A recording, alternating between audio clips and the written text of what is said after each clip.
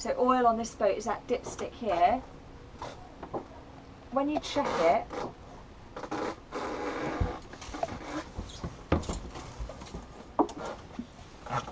always give it a wipe down first, because that's not going to give you your accurate reading, the first one. Thanks.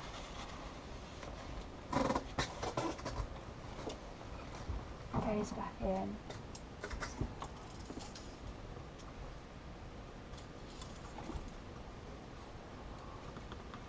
You give your reading. So you want it between the two notches, preferably near the top notch. You can overfill oil, which is not good for the engine. So you don't. If you read it over the top, that's not ideal. You're going to have to siphon some out. But in between the notches somewhere. That goes back in. As you said, water. We're going to check that. We've got enough coolant at the moment. It's sort of between maximum and minimum on there.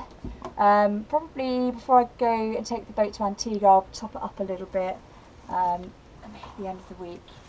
We've also got to check our fan belt. You just check the tension. You just want a tiny bit of flex. Obviously not too much flex. And then you don't want it too tight. Yeah, so it's sort of a finger press. That's okay. And then you want to cast your eye over it to make sure you haven't got any loose nuts and bolts. Sarah spotted a loose bolt the other day. And sorry, if that fan belt is loose, then what do you do with it? You can tighten it up. So you can tighten up the screws around here.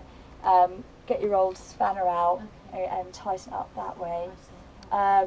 Sometimes they become too worn. So you always carry spare fan belts.